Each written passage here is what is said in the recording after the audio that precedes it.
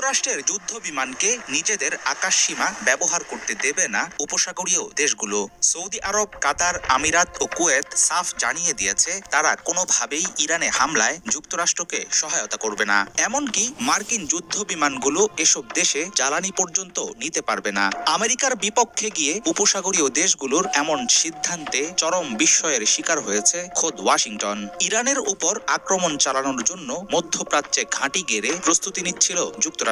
এই নিষেধাজ্ঞার জেরে জোর ধাক্কা খেল ডোনাল্ড ট্রাম্পের পরিকল্পনা। এখন কি করবে ওয়াশিংটন? আরব মিত্ররা মুখ ফিরিয়ে নেয়ায় পিছিয়ে আসবে কি আমেরিকা?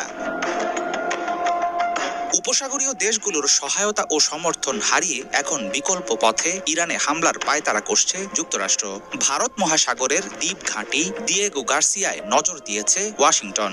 এই দ্বীপে থাকা মার্কিন সামরিক ঘাঁটিতে মোতায়েন করা হয়েছে B-2 বোমারু বিমান।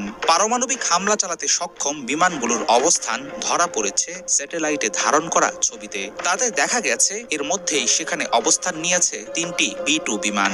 ইরাকে হামলার সময়ও দিয়েগো গার্সিয়ার এই ঘাঁটি ব্যবহার করেছিল আমেরিকা। ইরানে আক্রমণের জন্য এবার এখান থেকেই হয়তো উড়ানো হবে মার্কিন বিমানবহর। যুক্তরাষ্ট্র আশা করেছিল ইয়েমেনের সশস্ত্র গোষ্ঠীর বিরুদ্ধে সৌদি আমিরাত সহ আরবদের কাছ থেকে যেমন সহযোগিতা পেয়েছে ওয়াশিংটন, ইরানের ক্ষেত্রেও ঠিক তেমনটাই হবে। কিন্তু উপসাগরীয় দেশগুলো পরিষ্কার জানিয়েছে তারা এই সংঘাতে জড়াতে চায় না। এমনকি হামলার পর উদ্ধার অভিযানের জন্য মার্কিন যুদ্ধ বিমানগুলো তাদের ভূখণ্ড বা আকাশ সীমা ব্যবহার করতে পারবে না। ফলে মধ্যপ্রাচ্যের আসন্ন যুদ্ধে অনেকটাই সুবিধাজনক অবস্থানে চলে গেল ইরান।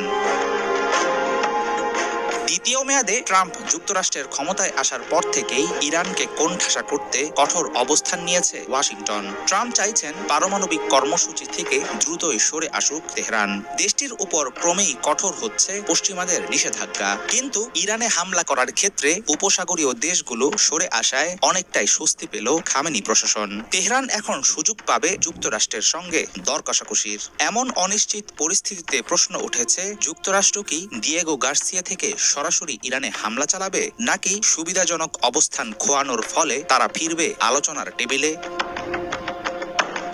চলমান সংকটের মধ্যে কূটনৈতিক চাল দিচ্ছে ট্রাম্প প্রশাসন। সৌদি আরব ও কাতারকে অস্ত্র বিক্রির অনুমতি দিয়েছে ওয়াশিংটন।